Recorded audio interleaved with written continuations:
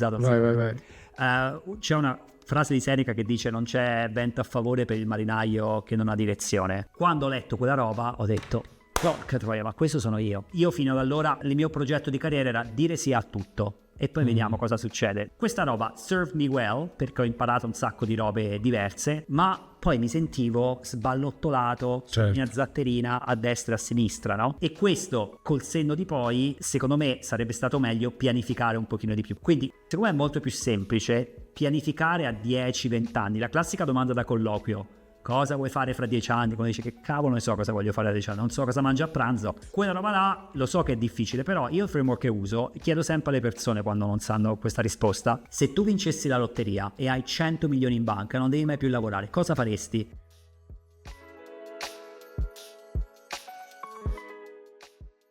Ciao a tutti e benvenuti a un nuovo episodio di Together to Inspire. Oggi sono felice di avere qui con noi Gianluca Binelli, che ringrazio per aver trovato il tempo nella sua agenda occupata durante la sua settimana lavorativa, quindi Gianluca, grazie per essere qui con noi. Grazie a te per l'invito. E due parole su Gianluca perché gli ho chiesto di farsi intervistare. Gianluca è stato un mio ex collega in Google, ma non ci siamo mai incontrati, anche perché tu eri basato a Londra, io ero basato a Dublino, poi sono andato a Milano, tu invece sei rimasto sempre a Londra. Anche tu hai fatto Dublino, però non abbiamo avuto la fortuna di incontrarci. Ti ho intercettato su LinkedIn e, come buona parte delle persone che operano nel nostro settore sanno, Gianluca ha fondato un'azienda di grande successo che è Boosterbox, che è un'agenzia di performance marketing, e mi interessava capire insieme a lui e condividere con voi il suo percorso che l'ha portato ad aprire questa agenzia.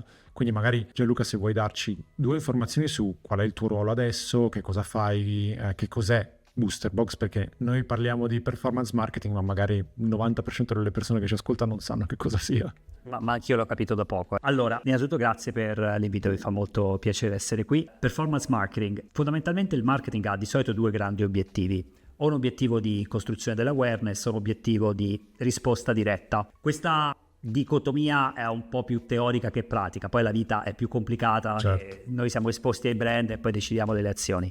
La parte di performance marketing tradizionalmente si focalizza un po' più sul secondo aspetto, quindi tipicamente lavoriamo con e-commerce, lead generation, nel cercare di aiutarli a investire meglio i loro budget pubblicitari sui canali media. Boosterbox è un'agenzia oggi di 80 persone, siamo principalmente in Italia, abbiamo anche una piccola presenza in Spagna e i nostri mercati principali sono Israele, Italia e Spagna, quindi il Sud Europa. E il mio ruolo oggi è nello sviluppare il Sud Europa. Boosterbox da circa 1 anno e mezzo fa parte di un gruppo più grande internazionale che si chiama Presys, quindi oggi insieme copriamo Europa, Stati Uniti e Regno Unito, e il mio ruolo è quello di occuparmi del Sud Europa in seno a questo gruppo più grande. Lo racconti come se fosse una cosa facile, ma in realtà c'è tantissimo lavoro dietro, e magari andiamo un attimo più nel dettaglio di entrare nel tuo percorso. E come prima domanda, che è un po' la domanda che mi è sorta perché ho la fortuna ogni tanto di fare qualche lezione ai master italiani in giro a RCS sulle 24 ore eccetera, quindi età media delle persone siamo intorno ai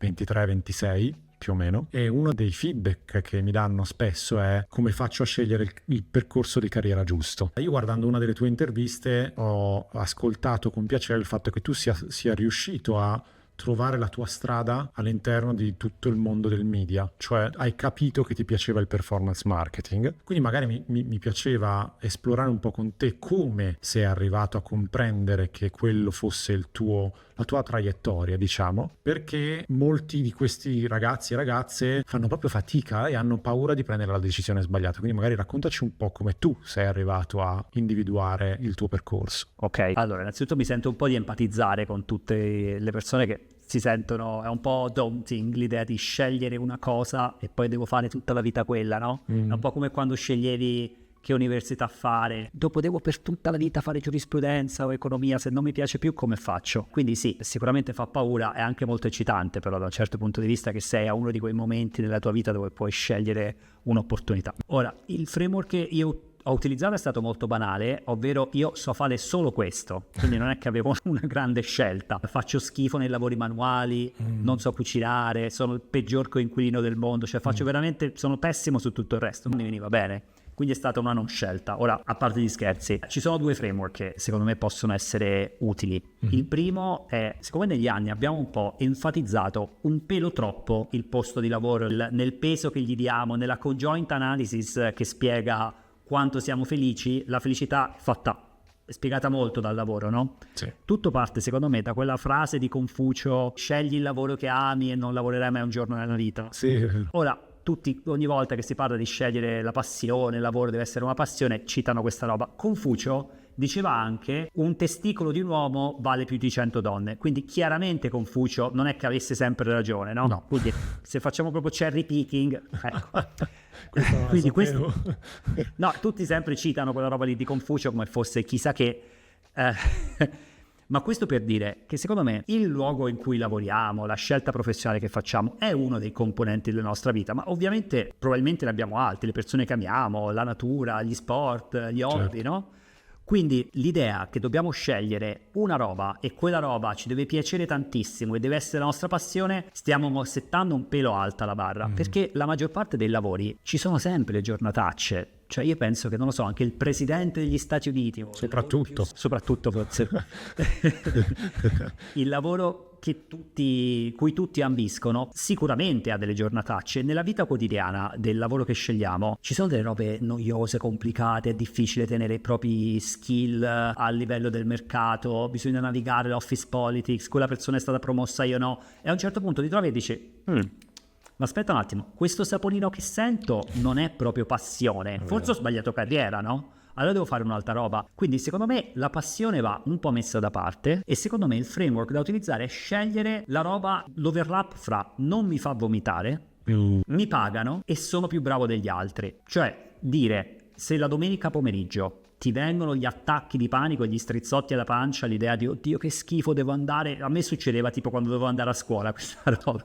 Sì. Chiaramente magari è un indicatore che forse non è un posto di lavoro ideale, ma as long as non ti viene da vomitare all'idea di andare al lavoro e sei contento, vedi i tuoi colleghi, fai le tue robe, alla fine ti porti a casa la giornata, secondo me già è sufficiente. Se è una disciplina in cui ti puoi pagare, avere queste cose, queste follie tipo pensare di campare senza vendere i propri organi. E il terzo aspetto, secondo me quello più importante, è ideale secondo me scegliere una disciplina, un'area che a noi viene facile e agli altri viene difficile. A me solo in questa disciplina e nel resto della vita mai mi succede, mi capita a volte di entrare in una conversazione, essere magari a metà della conversazione e è chiaro che la risposta è 1, 2, 3, cioè è lapalissiano che dobbiamo fare così, e per gli altri magari non è così ovvio, no? Ecco, secondo me quando si trova questo è il framework, quello che viene a me facile e agli altri non viene facile. Secondo me questa roba qui smitizza un po', devo cercare la passione, ma è una roba che io so fare meglio degli altri. E l'altro framework che ho utilizzato per prendere delle scelte forse un pochino più micro, per me è stato un framework 49-51.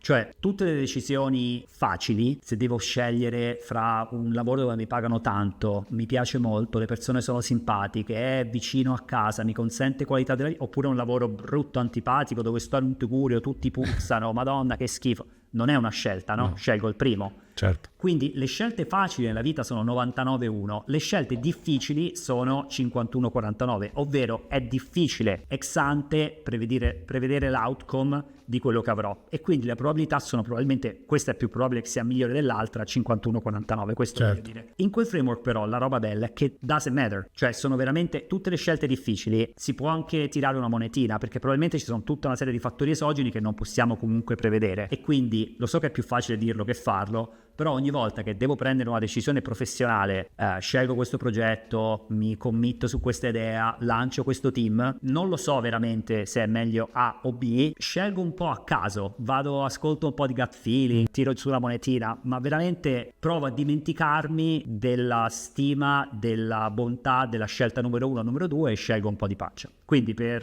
ricapitolare, il consiglio che tornassi indietro, avessi questa fortuna, mi darei è quello di non mitizzare troppo l'idea del lavoro, devo amarlo, deve essere perfetto, ma una roba che mi riesce a me facile, agli altri difficile, mi pagano e non mi fa vomitare, top, e dall'altra parte tutte le scelte difficili. C'è questo lavoro che mi piace, ma quest'altro che mi piace, quale scelgo? Gut fit. Tanto non possiamo prevedere i dettagli degli outcome futuri.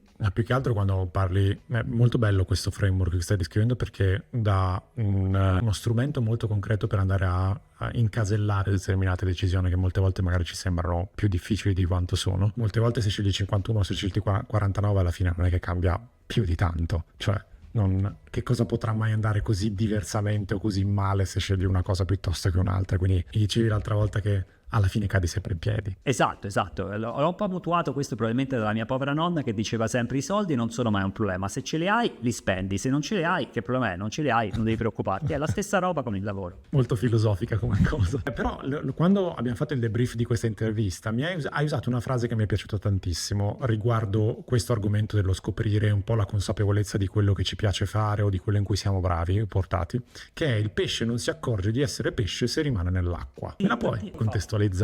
Sì, tanti anni fa avevo letto questo principio che mi pare sia il principio della salienza. Un esempio è quando gli italiani all'estero sono più italiani degli italiani in Italia, no? Nel senso che ci accorgiamo di essere italiani quando siamo non in Italia. Quindi, come si chiama il cantante di Lasciatemi cantare, sono un italiano, a manetta? Domenico Modugno? È lui? Chi avrebbe detto lui, ma non è lui, secondo me. Non lo scopriremo mai, ora stanotte non dormiremo, vabbè. No, ce l'ho sulla punta del... Secondo me viene durante l'intervista mia e te lo dico, vai. Ci sono delle abitudini di consumo degli italiani all'estero che sono molto diverse rispetto agli italiani in Italia, no? Albano, la musica che ci piace, il cibo, viene veramente super italianizzato. Io mi ricordo avevo una passione per il Montenegro e la mortadella quando vivevo all'estero. Che dici in Italia? Ma chi se ne frega del Montenegro, ce l'ho tutti i giorni. Quindi secondo me il principio della salienza è un principio che come consumatori ci capita, e nel mondo del lavoro si applica in contesti in cui, se siamo un pelo fuori rispetto al mondo in cui ci troviamo più spesso, cioè se ci confrontiamo con la realtà esterna, ci accorgiamo un pochino di più di quello che siamo dentro. Ora lo provo a contestualizzare un po' di più. Se lavoro sempre in una realtà estremamente analitica e io ho una mentalità analitica, un approccio analitico, è tutto number driven, penso che questa sia la normalità e non mi accorgo forse di quello che è la mia capacità analitica rispetto al resto del mercato. Se vado a lavorare magari in un ambiente che è meno analitico, magari più lean-in su altri fattori o più non lo so, ma è diverso, dove questo è un aspetto che non viene così fuori, la parte analitica di me stesso emergerà in modo più evidente e sarà come un modo di fare una miglior fotografia di me stesso e capire meglio cos'è che mi fa performare in quel mondo. Quindi il framework del principio della scienza secondo me è utile per questo. Se ci mettiamo fuori rispetto allo scenario in cui normalmente operiamo, quindi il classico esempio è il viaggio all'estero, ma ci sono 1000 modi per fare questo, è un ottimo modo per conoscere meglio noi stessi, conoscerci di più, e questo ci è utile per quasi tutte le decisioni, di solito conoscere se stessi. Che poi sfondi la porta aperta appunto di quello che dicevi tu, il viaggio all'estero, dice vai all'estero perché ma non è soltanto perché all'estero magari si trovano delle offerte di lavoro migliori di quelle che puoi trovare in un paese che non cresce come l'Italia, sia a livello salariale che a livello di posti di lavoro eccetera, ma veramente ti permette di conoscere un altro mondo di persone che viene da altre culture, che ha altri modi di approcciare il lavoro. Da un lato impari, dall'altro impari a capire chi sei veramente tu, perché vedi delle persone che sono diverse da te, quindi riesci a capire la distanza che c'è tra te e le altre persone, sia a livello di competenze che a livello di proprio personale come individuo. Quindi mi era molto impressa questa frase del pesce, per questo ho voluto riportarla un attimo in auge. E come dicevamo all'inizio, tu hai fatto circa quasi 6 anni e mezzo in Google, corretto? Sì. Ok,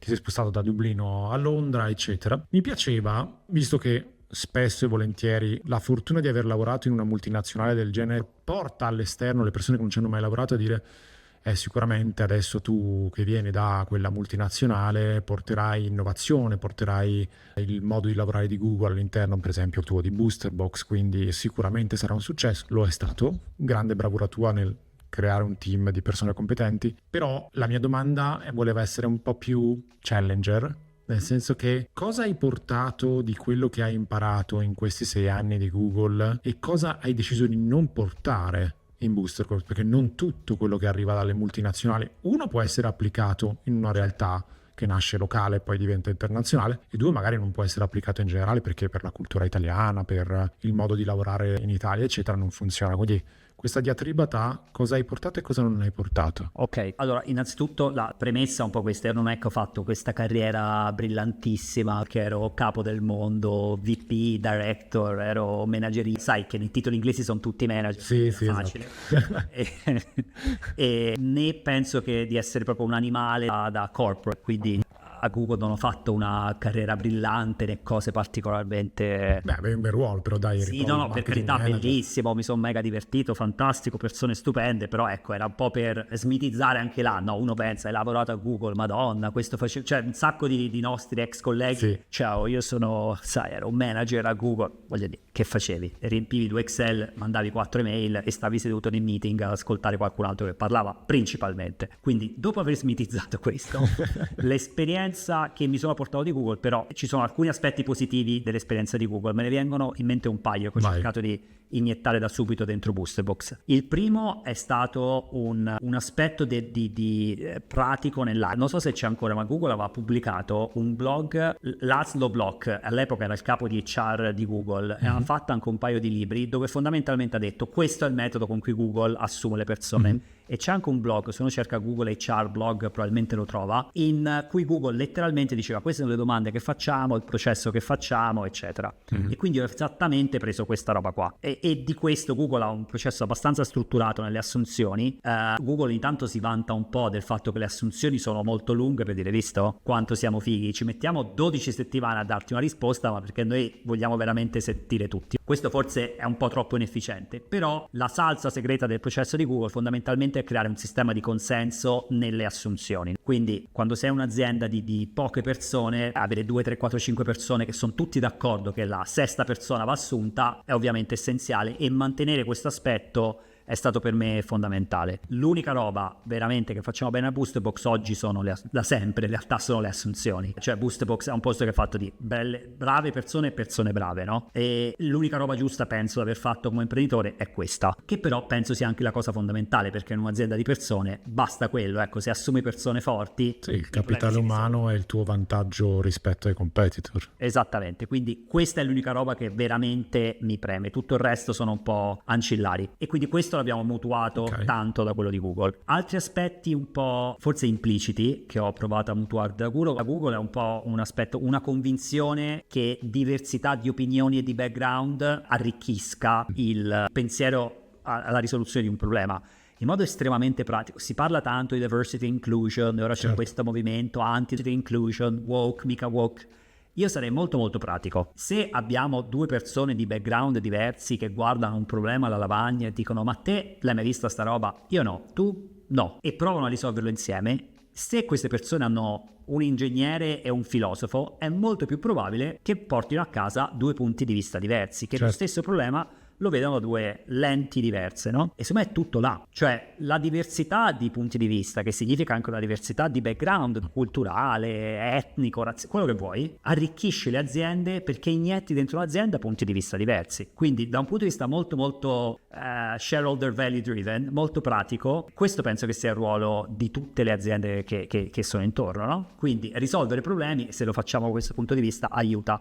Ora, all'inizio ci siamo un pochino sforzati di portare questo livello di diversità, perché soprattutto all'inizio secondo me se avessi assunto italiani nasoni con gli occhiali che hanno fatto la Bocconi, tutti noi mini minions come me avremmo risolto il problema allo stesso modo, e all'inizio probabilmente 2 più 2 non fa 5, ma poi quando abbiamo superato le 10-15 persone ho iniziato a vedere un po' questo beneficio veramente di vedere persone che risolvevano problemi in modi in cui io mai avrei pensato. Certo. E quello è un mega vantaggio. Quindi queste 2 robe che mi sono portato a casa da Google, quindi la metodologia di assunzione e la convinzione che 2 più 2 fa 5, cioè portare diversità di prospettive. Sulla diversità di prospettive, questa è una mega opportunità secondo me per le aziende italiane, anche se pensi a classico job description, no? Voglio una persona, business analyst, laureato in economia, giurisprudenza, scienze politiche, che parla ma perché ti serve quel profilo lì? Prendi qualcuno laureato in filosofia, biotecnologia o matematica. Cioè, secondo me, se apriamo le job description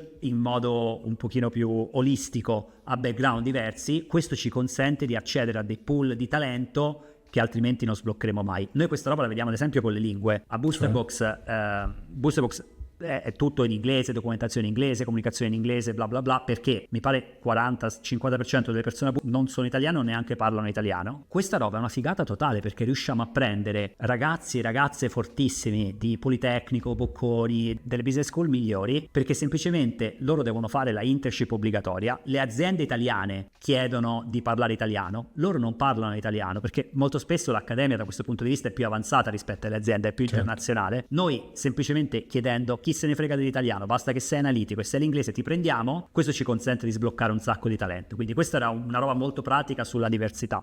Aspetti che ho cercato di non prendere da Google, non mi vengono in mente robe pratiche, mi viene in mente una roba un po' filosofica. Google è un pochino, ovviamente, è in una fase dimensionale importante, e storicamente se uno va a prendere le top 100 aziende in crescita negli anni 70, 80, 90, 2000, è molto poco probabile che un'azienda sia nelle top 5 o 10, no? Cioè IBM, Microsoft sono aziende che hanno fatto grandi cose nel passato, un pochino meno adesso. Google allo stesso modo, quando io ho lavorato a Google, quando tu hai lavorato a Google, se c'era un'innovazione fuori ti aspettavi che venisse da Google. Adesso il caso di OpenAI e tutto il tema di AI forse è l'ennesimo treno perso da Google, non lo sappiamo, lo vedremo fra poco. Però oggi forse l'innovazione non te l'aspetti proprio da Google, no? Perché ha commesso un po' di faux pas negli ultimi anni. Secondo me questo si spiega dall'aver iniettato un'organizzazione che è più ampia, e quindi si creano delle dinamiche in cui le persone un po' devono autogiustificare talora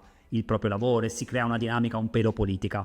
Quindi quello che ho cercato, e ovviamente in un'organizzazione di 80 persone è molto più facile, molto diverso, però siccome è un elemento valoriale, ho cercato di iniettare da subito un'idea in cui non esiste il concetto di no, Emiliano, guarda, questo è il mio territorio, questa è la mia area, questa è la mia leadership, tu sei su un altro prodotto, non puoi dire niente su questo. No. Cioè, questa roba qua, questo è mio, questo è tuo, non esiste. È come essere bambini in una stanza dove ci sono un sacco di giochi e si condivide tutto. E sì, lo so che è un po' filosofico e poco pratico.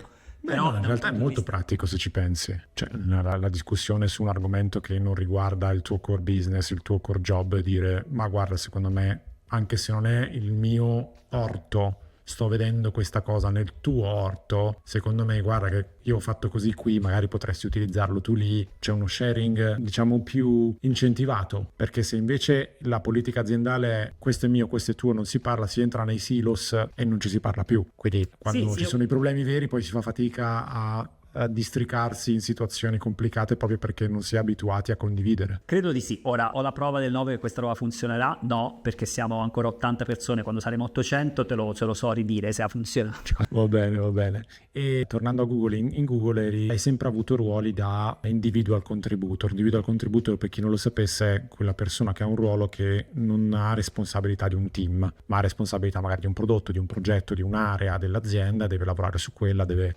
portare quella sia internamente che esternamente, o solo internamente o solo esternamente. Mi interessava capire come hai fatto a passare da un ruolo di individual contributor a un fondatore di azienda, imprenditore che deve crearsi un team sotto, deve farlo crescere, deve raggiungere dei risultati, non avendo avuto l'esperienza di gestione di persone che dipendessero a livello di carriera da te. E te lo chiedo perché molte volte, quando a me è capitato spesso di fare colloqui per posizioni di people manager, la prima cosa che mi dicevano è sì, però tu non l'hai mai fatto, così non succederà mai, perché se non mi date l'opportunità di iniziare a provare non potrà mai succedere. Quindi mi interessava capire cosa hai imparato da questo cambiamento a livello di ruolo, in termini di responsabilità. Insomma, raccontami un po' questo passaggio. Allora, come l'ho fatto questa roba? Sbagliando tantissimo. Immaginavo. Questo è il titolo. Che è giusto che sia così. Sì, però chiaramente questi errori che ho commesso si riflettono sugli altri, no? Secondo me soprattutto le persone che sono state i primi anni di Boosterbox, era tutto una lavatrice di robe che succedevano, no? Cioè, ogni mese cambiavamo una reorg, entrava un nuovo progetto, prendiamo 5 persone, no aspetta 10 persone, il prossimo mese altre 12, cioè era tutto veramente così veloce che tutto cambiava, e questo è un tipo di approccio che secondo me, per quanto sia eccitante, dinamico e divertente, non è sempre un'accelerazione del percorso di carriera delle persone. Certo. Un aspetto molto pratico, ricordo una persona molto giovane di 26-27 anni, tieni, questi sono 7 report, queste sono le chiavi di un progetto importantissimo, ciao, ci vediamo il mese prossimo per il 101, in bocca al lupo. Non è un ottimo modo, ecco, posso dirti, ho evidenze empiriche per dirti che non funziona così, non è una buona idea. Quindi come ho imparato? Commettendo errori. All'inizio applicavo un po' per inerzia l'approccio di Google, no? Cioè Google ti insegnano questa roba quando dai feedback di fare lo shit sandwich, che ora non si fa più. Cioè, grande Emiliano, bellissimo questo progetto, sei stato molto bravo. Ecco, magari la prossima volta se sei più chiaro è meglio, però veramente fantastico, no? Perché quello che volevo solo dirti era cerca di migliorare la tua chiarezza. Ora questa roba non credo che si faccia più, però io ad esempio all'inizio davo questo tipo di feedback, ma in un'organizzazione, una startup, quello che le persone mi dicevano: ma non sei autentico, non sei veramente te. Adesso pensare che le persone con cui lavoravo non mi vedessero autentico mi sembra veramente lontano anni luce da me, ma veramente non lo ero lì. Perché replicavo un modus operandi, e questo sistema ce l'ho ancora. A volte quando mi trovo in conversazioni un pochino antipatiche tendo ad andare di default nell'approccio di mamma Google, no? Grazie Emiliano per il tuo input, sono d'accordo, però sono in realtà, secondo me, che non è sempre l'approccio migliore. Dipende dalla situazione, certo. Alcune persone preferiscono approcci un po' più diretti. No, più che altro se lo standardizzi, lì perdi di autenticità. Sì, se lo dici sempre, sì. Dici. Sì, Esatto. Rischi anche di fare innervosire l'altra persona. Però quello che voglio sottolineare è un po' questo, è che è importante avere più colori nella propria tavolozza a disposizione, no? Quindi l'approccio americano strutturato ha senso in alcuni contesti, è un colore, in altri contesti invece ce ne vuole un altro, ci vuole un pochino più diretto, un pochino più assertivo probabilmente. Quindi il titolo della risposta è sbagliando tanto, ma rendendomi conto che alcune delle metodologie, degli strumenti che utilizzavo, perché così li avevo imparati, non erano adeguati. E ti direi che le due killing feature che per me sono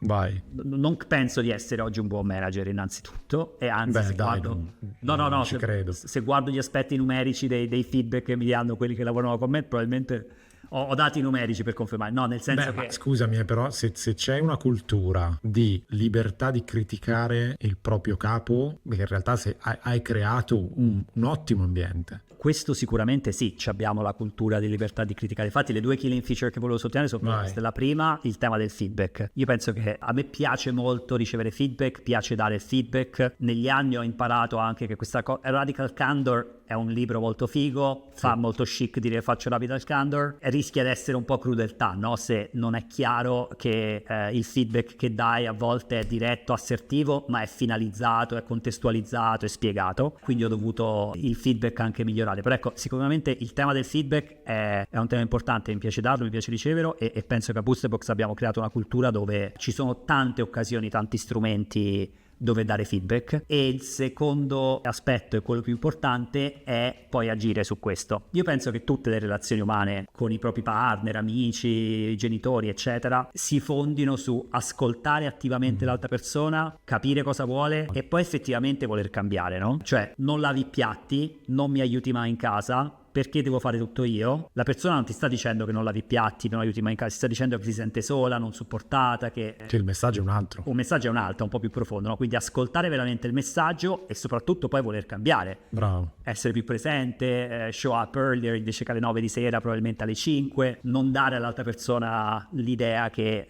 sei un po' passeggero. Vedi che ti do dati oddly specific, questa è una conversazione che ho veramente avuto numerose volte. Meraviglioso. Però penso che la verità sia questo, cioè secondo me in tutti i raggruppamenti umani, gruppi di amici, aziende, famiglie, se veramente genuinamente ci si vuole ascoltare a vicenda e mettersi in other person's shoes e veramente poi si è disposti a cambiare, penso che si possano risolvere tantissimi problemi. E esempi concreti di questo, ovviamente in tanti anni lavorando insieme con tante persone ci sono momenti di frizione, no? Tu vuoi risolvere il problema in questo modo, in un altro, allora guarda cambio, vado a lavorare da un'altra parte. Secondo me se si crea un posto, e non sempre sono stato bravo abbastanza a farlo, ma in alcune relazioni sì, dove l'altra persona si sente che può darti un feedback, sa che tu lo ascolterai e hai provato a questa persona che hai capito e magari cambierai, allora è per sempre.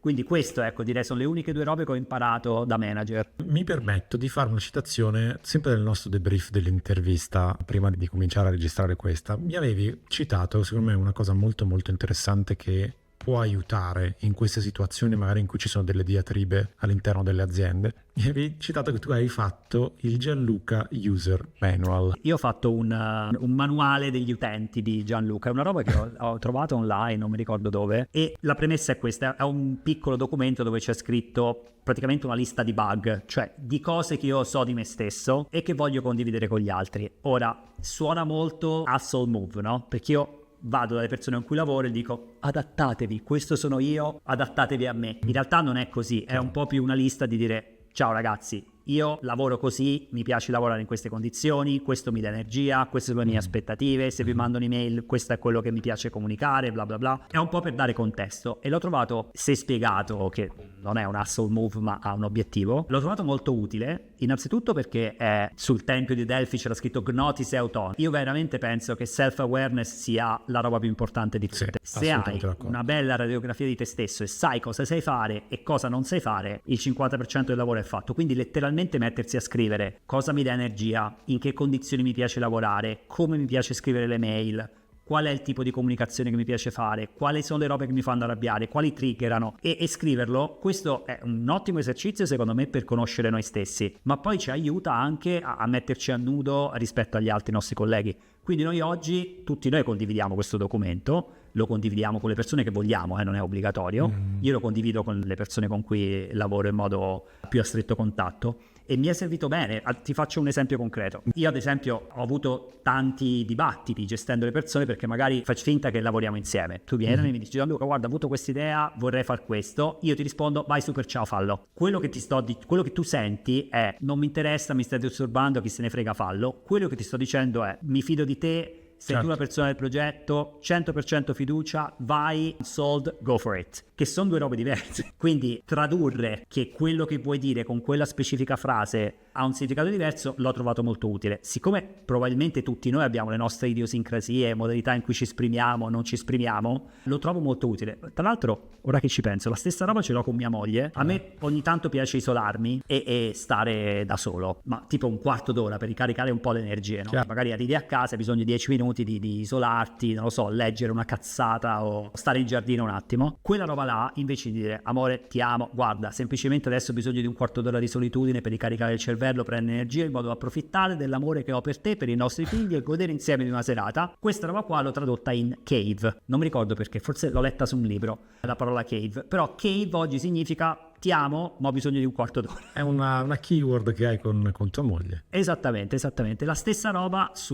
lo user manual di me stesso mi è stata molto utile con tutte le persone con cui lavoro. Beh, allora, sicuramente è interessante vedere come tu abbia creato internamente questo manuale dell'utente, poi delle persone con cui lavori, mi hai detto che viene condiviso, anche gli altri dipendenti lo fanno. A livello di coaching ci sono vari esercizi che si possono fare per stillare la lista di chi sei, di quali personalità hai, eccetera. Ed è interessante perché adesso sto facendo una certificazione che si chiama Positive Intelligence, dove scopri quali sono i tuoi sabotatori personali, cioè se sei un hyperachiever, se sei un pleaser, eccetera eccetera eccetera, che ti permette da un lato di iniziare a essere più consapevole di te stesso, ma dall'altro di fornire queste informazioni alle persone con cui lavori, dicendo: guardate che io sono un hyperachiever, quindi se mi trovate che rispondo a monosillabi, voglio sempre trovare la soluzione di un problema, la mia deadline è ieri, eccetera, è semplicemente perché sono un hyperachiever, non perché sono uno stronzo. Come dicevi prima tu, no? Ti do più informazioni su chi sono, così tu puoi leggere il mio modo di essere e io posso leggere il tuo modo di essere, e si evitano tantissime diatribe aziendali proprio perché non si capisce perché una persona si stia comportando in quel modo lì. Quindi è bello che tu l'abbia fatto di tua sponte. Sappi che ci sono tantissimi esercizi che si possono fare, certificati da psicologi, per creare questa mappa. Sì,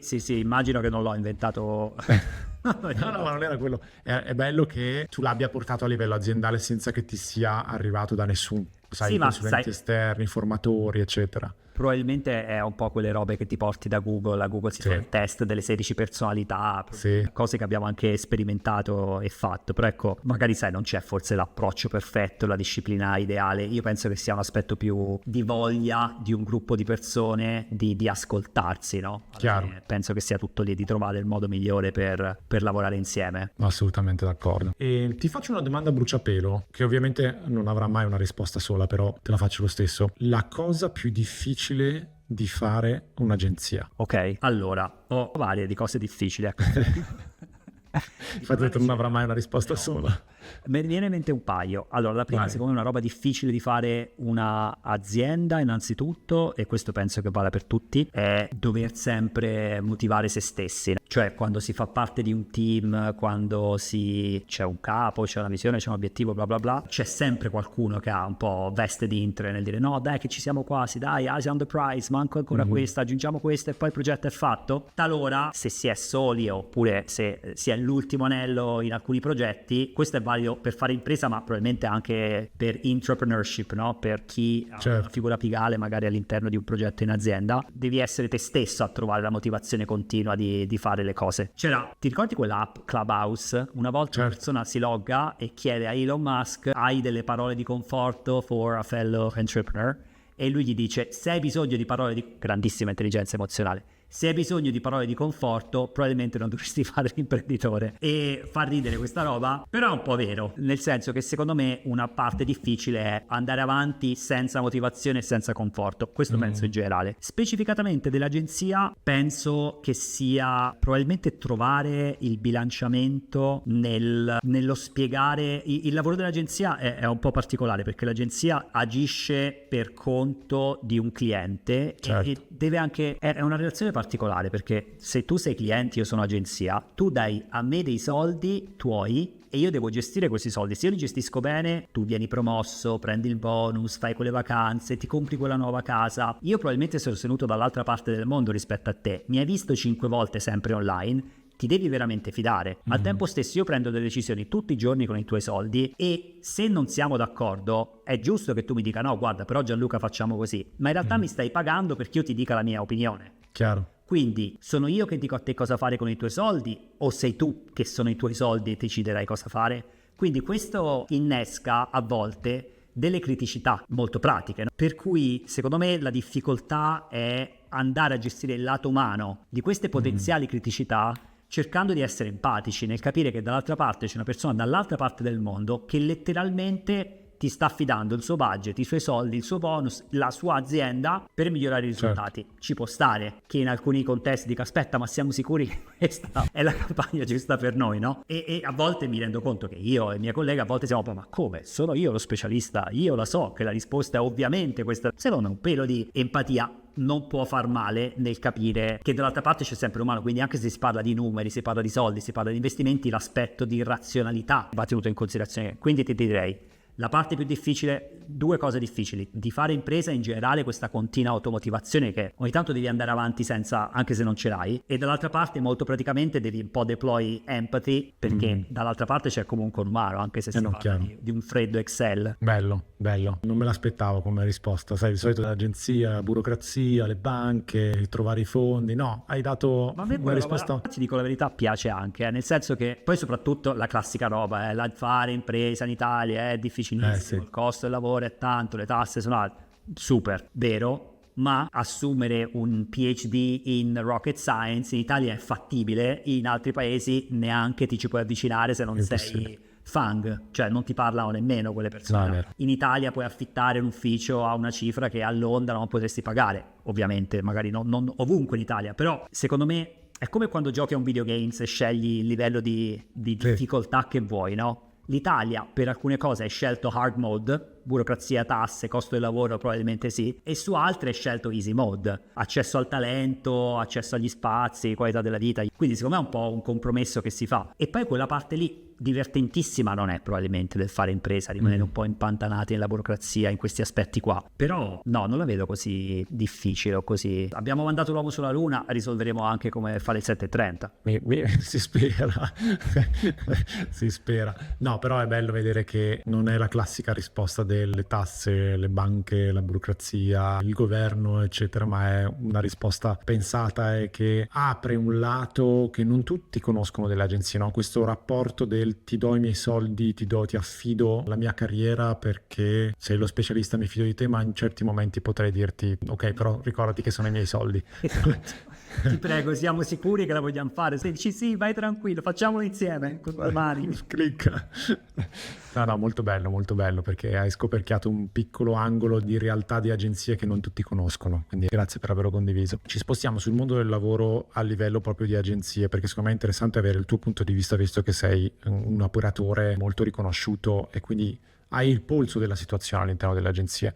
Io avevo visto una tua intervista nel 2022 dove dicevi che i ruoli più importanti all'interno del contesto di agenzie erano i ruoli tecnici, ok? Fast forward 2 anni dopo, siamo metà 2024, nell'ultimo anno è esplosa completamente l'intelligenza artificiale che dai titoloni dei giornali andrà a sostituire queste figure di analyst eccetera. È cambiata la tua risposta a quella domanda di quali sono i ruoli più importanti? Sì, è cambiata. Allora, io penso questo. Nel marketing in generale abbiamo 2 movimenti tellurici di fondo. Da una parte il comportamento del consumatore è sempre più complesso. Abbiamo tutti 800 device, siamo esposti a 1 milione di stimoli, 0 soglia dell'attenzione, cioè tutte robe che tutti noi sappiamo diventano sempre più difficili. Dall'altra parte abbiamo delle complessità che sono legate a introduzione di nuove tecnologie, nuove piattaforme, tecnologie esistenti tipo AI cambiano radicalmente la modalità in cui si eseguono le campagne di marketing. Ti faccio un esempio concreto: 3 anni fa TikTok nei media mix probabilmente era una parte ridotta, adesso è una parte significativa. 5 anni fa probabilmente neanche c'era, adesso di nuovo una parte significativa. Chances are che fra 3 anni ci sarà una roba totalmente diversa. Quindi i canali si complicano e dall'altra parte anche intracanale l'introduzione di AI cambia totalmente le dinamiche. Pensiamo alla creatività. Una creatività su Meta 5-7 anni fa era una delle variabili da tenere in considerazione, ma minore probabilmente. Oggi molto probabilmente, se non la variabile più importante. Quindi questa roba come si riflette nell'organizzazione di un'agenzia, ma ancora più importante nel disegnare i vari oggettini da mettere nella propria cassetta degli attrezzi come professionista? Secondo me la risposta è non semplice e la risposta ce l'ho chiara. Come la mettiamo a terra? Parliamone, ma bisogna avere 3 robe. La prima sicuramente la parte di competenze tecniche, cioè occorre sapere come funzionano le piattaforme e connetterle con i dati che le aziende hanno. Le aziende hanno dentro di sé un'intelligenza collettiva, no? Cioè il venditore di auto che quando entri ti guarda le scarpe e sa che sulla base di queste scarpe comprerai quest'auto, oppure la persona che fa customer support che sa che se la persona parla e fa queste domande allora forse è pronta per un upsell. Cioè in azienda c'è questa conoscenza impalpabile e quella roba lì bisogna in qualche modo iniettarla e darla alle macchine. Quindi dare first party data è il modo più popularized, ma secondo me è come prendi l'intelligenza collettiva che c'è nelle aziende e la utilizzi per darla in pasta a Google, a Facebook, e questo secondo me sarà un ruolo da avere, cioè come connetto gli investimenti di marketing delle aziende con il loro CRM in senso lato. E questa è la roba di cui ero convinto nel 2022 e sono convinto anche oggi che serviva. Questa roba basta? Probabilmente no. Penso che oggi questa roba non basta da sola. Cioè, come io seguo il calcio molto poco, però ora c'è Euro 2024, quindi faccio un'analogia alla moda. È come essere molto bravi in difesa. Il centrocampo cos'è? Secondo me il centrocampo è sulla parte di competenze sull'area di creatività, che non significa solo creare, scalare creatività, non voglio dire produrle necessariamente, ma significa capirle. Capire che quella dicotomia che dicevamo all'inizio fra performance marketing e awareness marketing, fra direct response e brand building, è una cazzata. Cioè è come la differenza fra scienze e scienze umane. Cioè è la stessa roba, l'uomo è una roba sola, no? Allo stesso modo il consumatore non è che dice aspetta, questo ad dice compra ora, è un po' troppo diretto, fammi non comprare, aspetto di vedere un ad che dice scopri di più, ora, cioè tofu, mofu, quella roba lì esiste solo nelle slide di marketing, nella vita vera non esiste. Recentemente Google ha fatto quella roba messy middle, che è un modo carino per dire la vita è un casino e poi si muore. E cioè il consumatore poi si compra. La vita è un casino ma poi compri. Cioè il comportamento degli umani non è lineare, quindi sposare fondamentalmente performance marketing e brand marketing insieme in un approccio creativo. E tipicamente questa è una sfida enorme, perché chi come me parla solo con Excel o Python dalla mattina alla sera e non le sa neanche capire che cos'è una creatività bella o brutta. Oppure magari ci sono agenzie che sono bravissimi ma magari gli interessa un pelo di più vincere un Cannes Lion che fare una roba che effettivamente venda. Quindi come si sposano questi 2 aspetti secondo me è molto importante. E il terzo aspetto è la parte che è più difficile secondo me da mettere a terra, che è la parte, chiamiamola, di strategia. Cioè, strategia è una parola che di solito viene utilizzata quando uno non sa dare un feedback, dice dovresti essere più strategico. Bravissimo. È molto difficile da grasp che cosa significa, quindi è per quello che faccio fatica a metterla a terra, ma prova a dirla in modo semplice. Qualunque business può essere letto con 4-5 KPI. Un e-commerce è fatto da quanto mi costa il traffico, che conversion rate ho, quanto è il mio average order value, se c'ho un LTV post questa roba qua e se c'ho del churn rate. Cioè, capire le meccaniche di come è fatto un business può essere sempre fotografato in 4-5 robe macro e andare a connettere la singola campagna, la singola creatività con queste 4-5 robe macro, chiamiamola strategia per dargli un nome.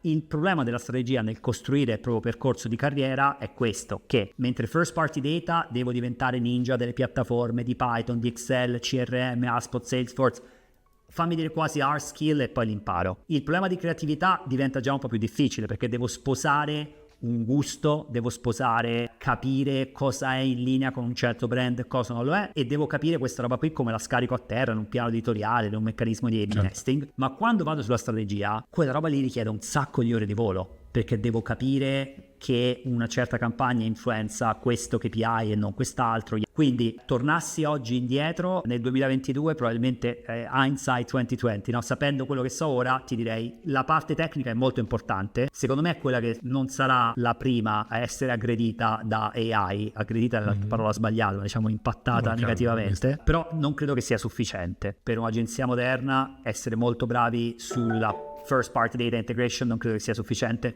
Penso che debba essere combinata con competenze sulle creatività e una capacità un pochino più strategica per vedere come tutto viene messo insieme. Bello, grazie, perché spesso e volentieri il mondo delle agenzie comunque non è molto conosciuto, soprattutto da chi si sta approcciando al mondo del lavoro attualmente, quindi avere un riscontro interno di quali sono le competenze che secondo te potrebbero essere più, che ti differenziano se vuoi fare un percorso all'interno dell'agenzia, è sicuramente un'informazione utilissima. Ci avviamo verso la conclusione di questa intervista e come al solito io alla fine dell'intervista faccio sempre la stessa domanda, perché come ben sai questo canale ha la missione di ispirare chi ci ascolta grazie alle esperienze di vita e professionali che vengono raccontate come quella che ci hai raccontato tu oggi. Quindi la domanda classica che faccio di solito è: qual è quella cosa, quella situazione, quel libro, qualsiasi cosa che ti ha ispirato in passato, che ti ha magari anche cambiato il modo in cui ti approcciavi a qualcosa, pensavi a qualcosa, che abbia creato un momento di ispirazione, un'epifania che ti abbia fatto cambiare internamente, che può, se la racconti, aiutare magari qualcun altro a dire: ah, caspita, anch'io quella volta, anch'io questa l'ho provata, non l'avevo mai vista sotto questo punto di vista. Ok, ma ce ne ho tante di momenti in cui mi sono sentito proprio di cambiare rotta, no? In cui dici, cavolo. Allora, il primo è una frase, ti faccio un esempio molto alto, nel primo è un pochino più popolarizzato. Vai. C'è una frase di Seneca che dice: non c'è vento a favore per il marinaio che non ha direzione. Quando ho letto quella roba ho detto: porca troia, ma questo sono io. Nel senso che e questa l'ho letta purtroppo penso 10 anni fa, quindi ero già bello avanti con la mia carriera. Io fino ad allora qualunque decisione, il mio progetto di carriera era dire sì a tutto e poi vediamo cosa succede. Mi propongono questo ruolo? Sì. Mi propongo questo progetto? Sì. C'è questa nuova idea? Sì. Lavoriamo on the side a questo? Sì. Questa roba served me well perché ho imparato un sacco di robe diverse, ma poi mi sentivo sballottolato sulla mia zatterina a destra e a sinistra, no? Ogni tanto arrivavi su un'isoletta, un progetto che era carino, però dopo un po' dicevi: ma io voglio stare veramente qua o magari c'è un'altra isola da un'altra parte, ti veniva un po' di FOMO per andare a vedere un'altra roba. E questo col senno di poi secondo me sarebbe stato meglio pianificare un pochino di più, perché letteralmente mi sono sentito come un marinaio senza direzione e quindi senza vento a favore, no? Quindi quello che tornassi indietro mi direi è cercare, siccome è molto difficile capire qual è la mia prossima career move, è super complesso, scelgo A o B, secondo me è molto più semplice pianificare a 10-20 anni. La classica domanda da colloquio: cosa vuoi fare fra 10 anni? Quando dici che cavolo ne so cosa voglio fare a 10 anni, non so cosa mangio a pranzo, quella roba là lo so che è difficile, però io il framework che uso, chiedo sempre alle persone quando non sanno questa risposta: se tu vincessi la lotteria e hai 100 milioni in banca, non devi mai più lavorare, cosa faresti? E le persone le prime 2 o 3 robe che mi dicono sono cazzate, cioè vado con i miei amici in Thailandia e facciamo full moon party per una settimana, ma poi la settima roba che mi dicono è un po' più vera e mi dicono guarda, pagherei la casa alla mia mamma perché mi ha cresciuto lei e le voglio bene tantissimo. Guarda, io sono super appassionato del climate change e lavorerei sulla roba di climate. Inizi a andare un pelo più profondo sulla realtà, e lì secondo me è toccato. Cioè, quello è quello che dovresti provare a costruire. E poi da là, l'esercizio che provo a fare di solito è prova a visualizzarlo. Cioè, se tu fossi fra 10 anni, hai una famiglia, vivi in una grande città, piccola, in Italia, all'estero, lavori in una startup da solo, e secondo me dentro di noi un po' queste aspirazioni non formate, fumose, già ci sono. Sì, Se facciamo pieno. l'ascolto, l'esercizio di provare ad ascoltarle e a visualizzarle il più possibile, abbiamo un piano a 10, a 20 anni, e poi a quel punto possiamo fare reverse engineer dei 2-3 passaggi che ci servono per arrivare lì. Cioè, se io oggi devo scegliere, sono come quei fumetti, no? Sono davanti a percorso 1 a percorso 2, ma se questa roba la vedo fra 10 anni, magari è più evidente che percorso 1 è più vicino alla direzione nella quale voglio andare.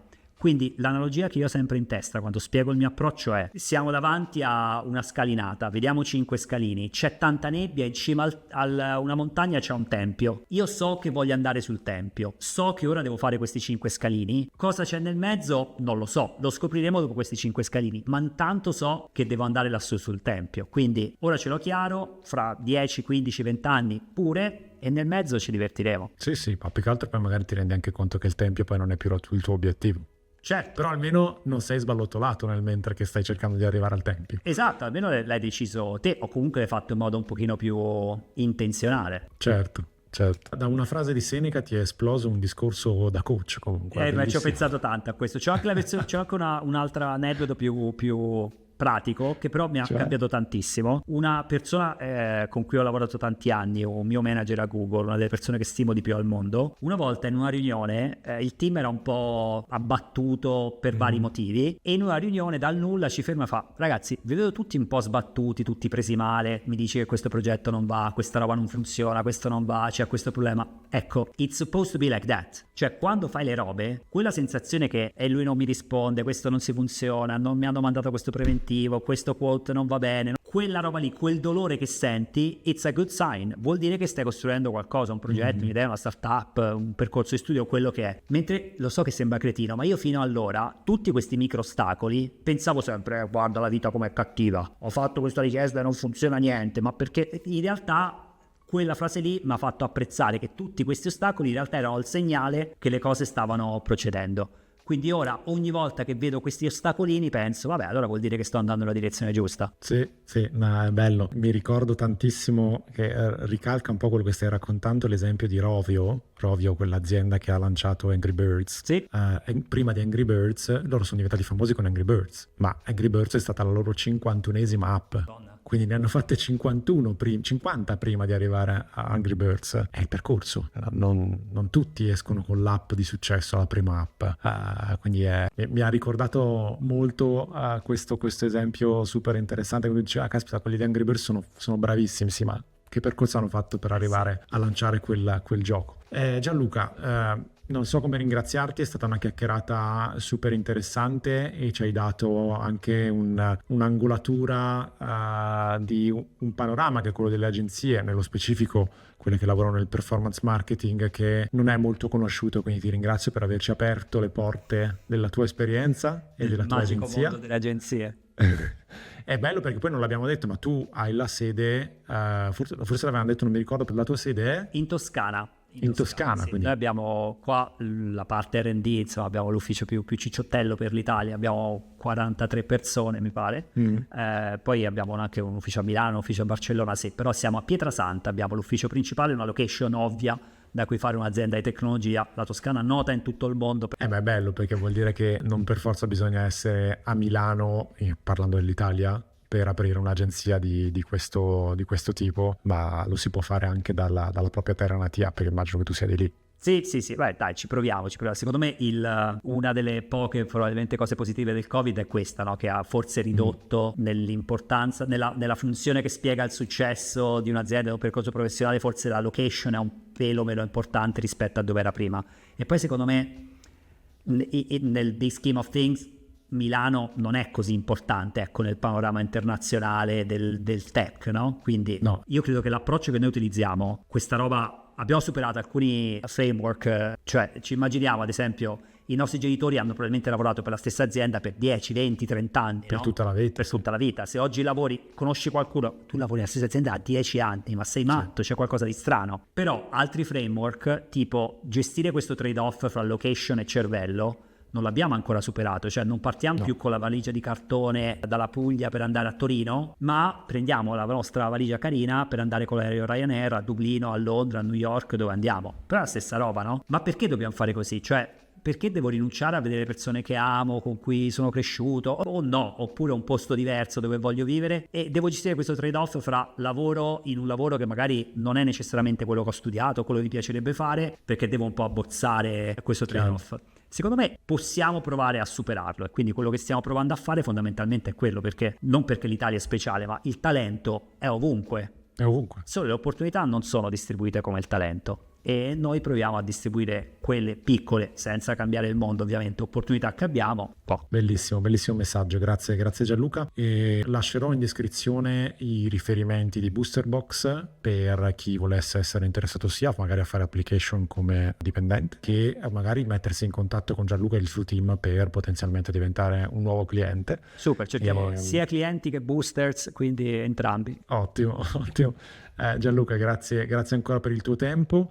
Come sempre, quando finisco i video vi invito a registrarvi al canale per unirvi a questa community di persone che vuole farsi ispirare dalle storie delle altre persone. Vi ringrazio per il vostro tempo, ringrazio di nuovo Gianluca e ci vediamo alla prossima puntata.